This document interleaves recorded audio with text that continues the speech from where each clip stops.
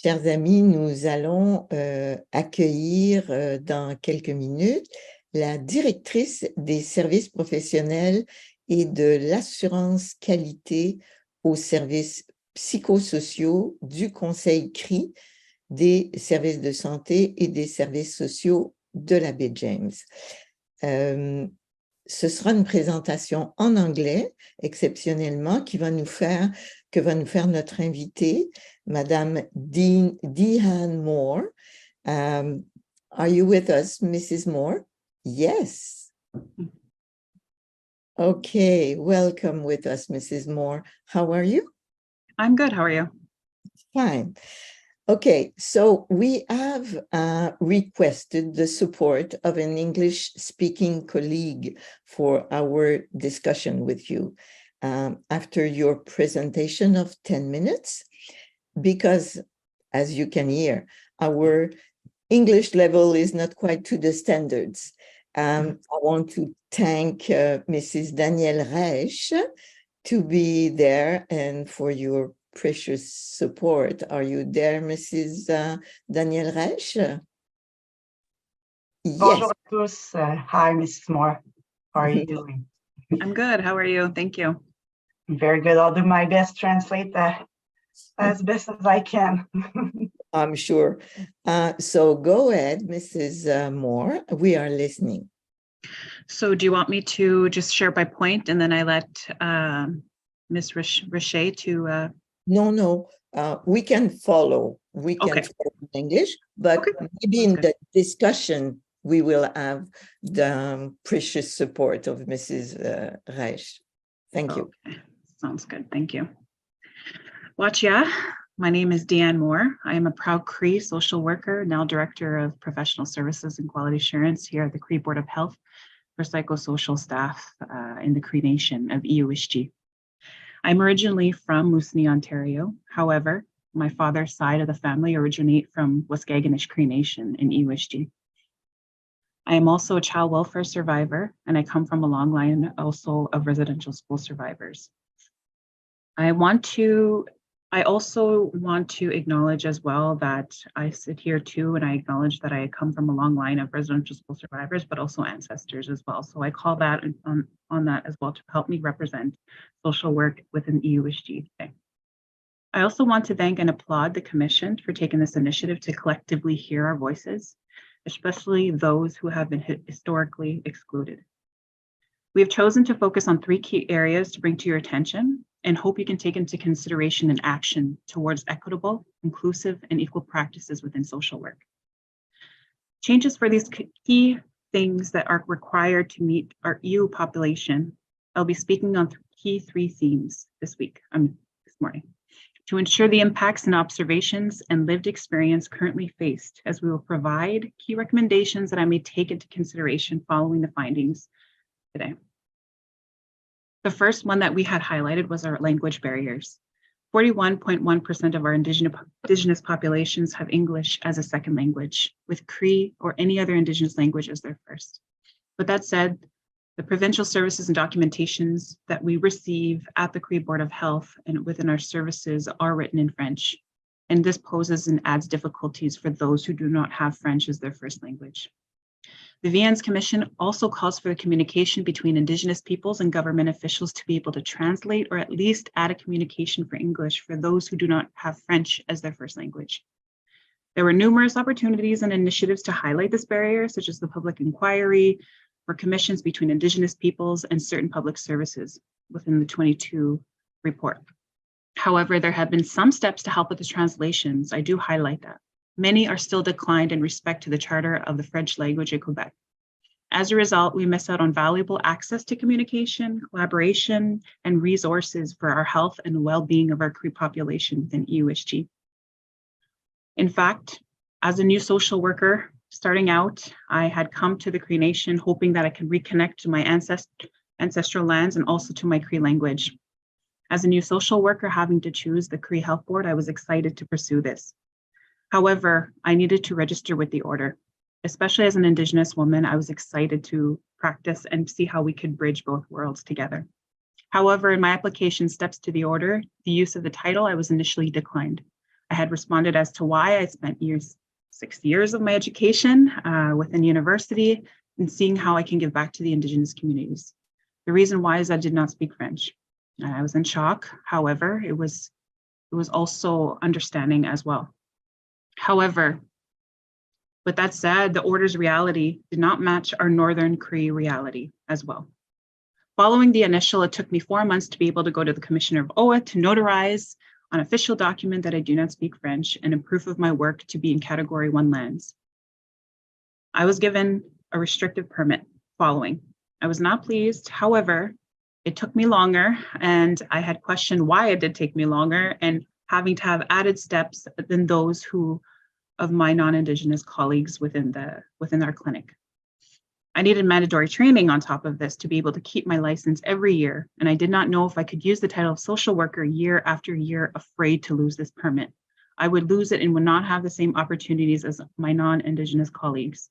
The mandatory training was deferred, only offered in French, and this began in 2018. Today, 6 years later, year after year of fear of losing my permit, I still need 2 mandatory trainings. The new Bill 96 does not help. The red tape that I have encountered year after year. Sadly, I'm not the only case.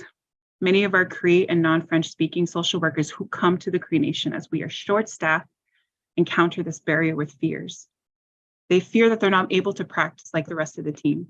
More than ever, we need social workers. This pandemic surely took a toll as we sat in the quiet, isolated communities of our rooms, also within the ancestral roots and wounds of Indigenous and intergenerational trauma, constantly knocking at our doorways. The second point I want to talk about is a bit of the training. Regarding training options, both initial and continuing education are limited and often fall short addressing the needs of our Indigenous populations. As long as these language barriers persist, the training aligns culturally with the realities. Several of our social workers have conveyed, following the move to the Cree Nation, they are not adequately equipped to work within the Northern context. While certain universities have taken steps to integrate specific courses addressing the Indigenous realities in the curriculum, more is needed. Lived experiences, cultural and linguistic differences, historical discrimination, laws and policies, trauma related to the legacy of residential schools and the 60s scoop, overrepresentation of Indigenous people are not seen within our systems. And it needs to begin within our educational systems as well. This is where the first education and them choosing social work, this is where it needs to begin before coming into our communities to work and heal as a collective. The system does not mirror me, our communities, or Indigenous peoples more than ever. We need more culturally safe spaces to heal from century-old wounds. Access to training has been difficult. For example, the homicidal training needed from the order or from the ministry. Most of the frontline staff needed a degree, but some of our Cree helpers could not access it. So many of these trainings are often mainstream, westernized, and offer a Southern context. The third point I'd want to highlight is also recognition. Based on the insights gathered from our workplace, the norms established by the order are perceived as strict and fail to accommodate Indigenous communities and voices. We have not only social workers, but community workers who offer lived experience to be able to help and utilize their natural Cree and cultural practice to help our people to reunite and integrate their identity, culture, and belonging. Currently, as a team in psychosocial, we operate as a circle. The circle offers life within our Indigenous communities. We are circular, we are holistic. Currently, our team of helpers are diverse and beautiful. Our approach was the circle. The circle of life is important. Within that, there's no hierarchy, there's no power. Everyone is equal and everyone has a space within that circle, especially with our EU families at the center. However, our systems do not reflect these Cree values and have other more recognition and more opportunities and access to the order. We now, to the next point, I want to highlight some recommendations to bring to your attention to the Commission and hope that you could take these into consideration for our population within the Cree Nation. Number one, we want to ensure that there is English translation that accompanies all government and order correspondence with our Indigenous organizations and communities. We also want to implement measures We want to recommend to implement measures to facilitate the practice of English-speaking social workers who have studied outside Quebec, to translate available training and relevant documentations for social workers in English, to develop and increase training available remotely.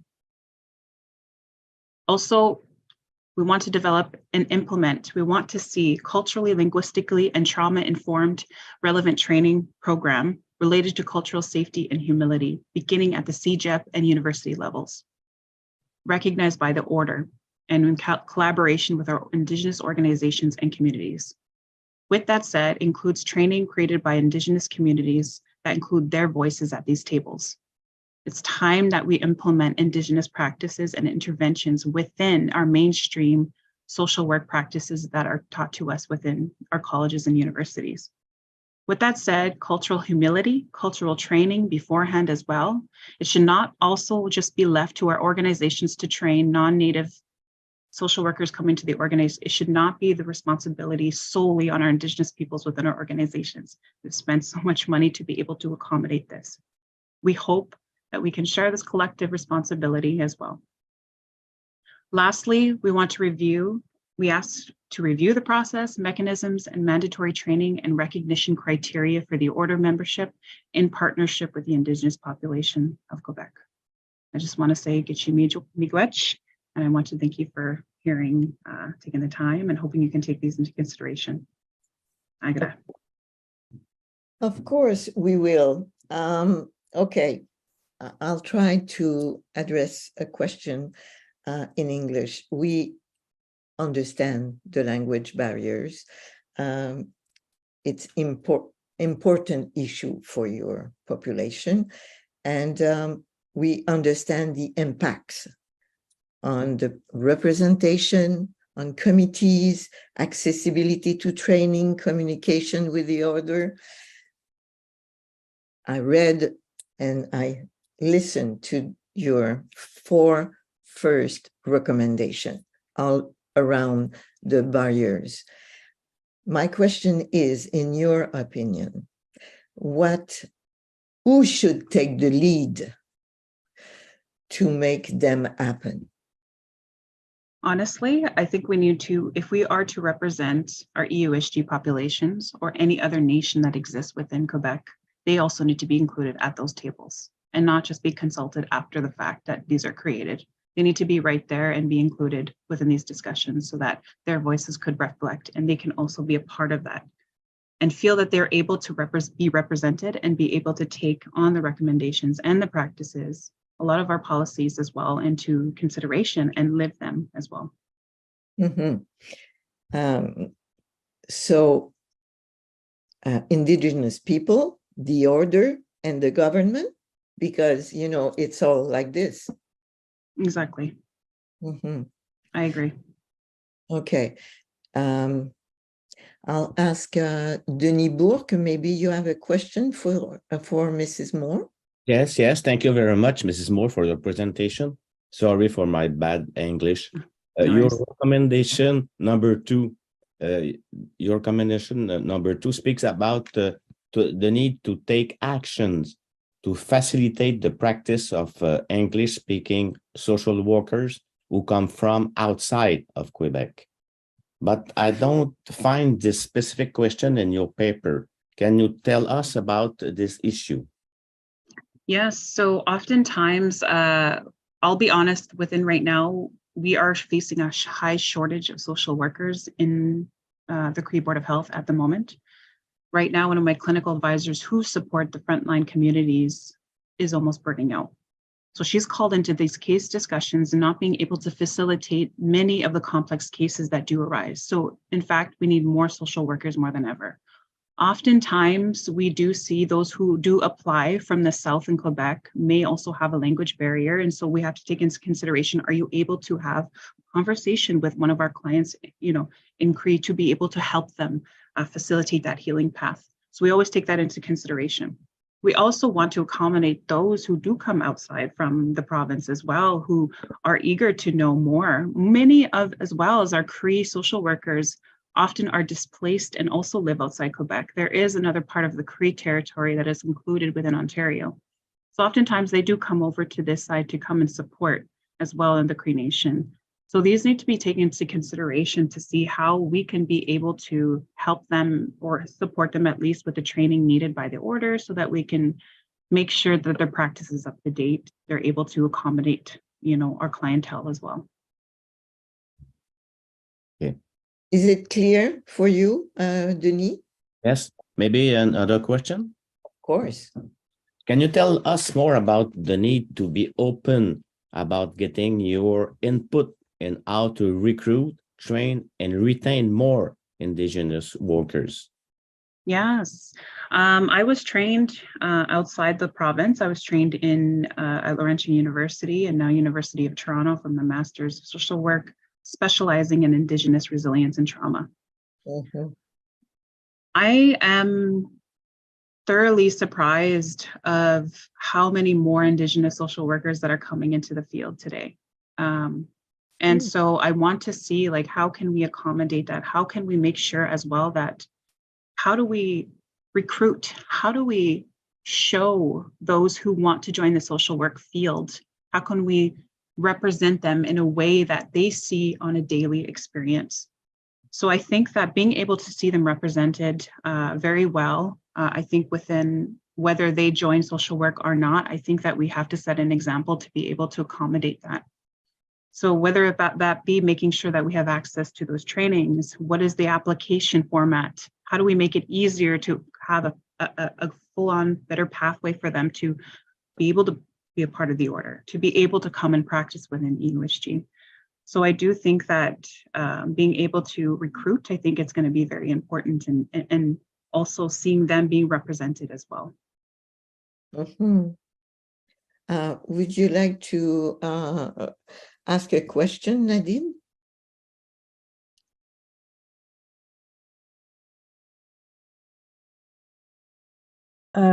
Moi, je vais poser ma question en français. J'aurais peut-être besoin du soutien de Madame Reinsch. Écoutez, c'est sûr que je suis grandement préoccupée par l'accessibilité des formations. Puis, ce qui a retenu mon attention aussi, c'était concernant les formations créées par les Autochtones, puis la reconnaissance de ces formations-là. Est-ce que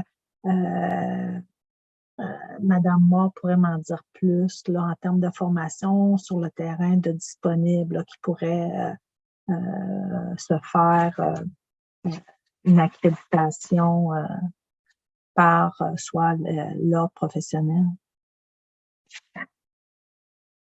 Do you understand a little bit the French or not at all? No. Okay. So Nadine said that she's highly preoccupied by what you reported on accessibility to training, the problems to access training. And also she was interested in knowing more about what's going on the field for trainings for workers from the community. Nadine, ta question sur, tu voulais savoir plus d'informations. Oui, d'avoir plus d'informations sur les formations qui sont créées par les... Okay. She wants more information about trainings that are created within the organizations. What is it clear, the question? Yeah, I agree. I understand. So currently, right now, we do understand that there's a need to keep up with our training hours as social workers in Quebec, especially many of our social workers who are employed by the Cree Board of Health. So we have to maintain at least 30 hours every 2 years and report that to the order. However, this was not really provided by our organization at the beginning. However, now we do have an annual gathering. We're able to provide some training that is often not order related. However, we do have some hours that we're able to implement or be able to logistically plan. So far, the trainings that have been offered by the order to our organization has been the application of public curatorship, now called tutorship, some of the reserve acts. However, that is pretty much it. There has been a few other trainings on confidentiality, Also consent. What is consent? So these ones have been called because we had a high need of our elder population.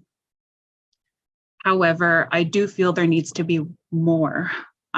We do not have access to all the order trainings. When I did inquire in terms of what I could have access to, they did tell me it was Bill 96 that they were not able to translate any of the documents and that it would be left to our responsibility to find a translator.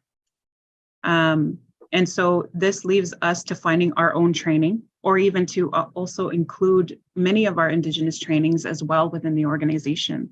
However, I do feel that Indigenous-based healing and intervention training should also be included within the order for those who want to inquire more how to help the people who are a minority within Quebec. Now, I think that it's important that we have more access to these trainings, but it's not possible as much at the moment. It is a barrier. And I do feel that even the trainings that are offered by the order often don't reflect the northern remote realities that we face every day. So we need to make sure that these trainings are best reflective of our northern communities, and making sure the latest research, do we have that? There is journal articles that exist in many universities today that can accommodate some of these practices. More Indigenous scholars as well who are including Indigenous practices within social work. So there are research out there to be able to accommodate the training to help facilitate that for our communities. Est-ce que, Nadine, vous avez saisi le sens de la réponse de Madame Moore? Oui, c'est bien, merci. Oui. Donc, moi, ce que je comprends, c'est que, Véronique, restez aux aguets, ce que je comprends, c'est que le Conseil Cri propose des formations puisqu'il n'y en a pas assez d'accessibles, mais que ces formations-là ne sont pas reconnues, bien sûr, mais sont super utiles pour les gens qui travaillent sur le terrain, autant les non-autochtones que pour même les autochtones acteurs du travail social. Est-ce que j'ai bien compris, Véronique? So what she understands is that the Cri Halbot are offering trainings, but those trainings are not recognized. Mm-hmm. So Okay. Thank you.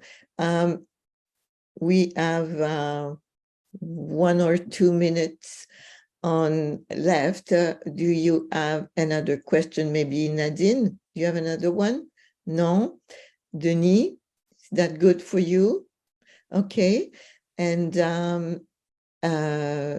Mrs. Moore, do you have a last thing to say that could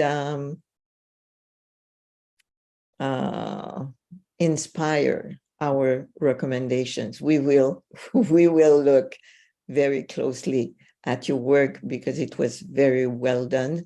Thanks for your presentation. Maybe you have a little more to say.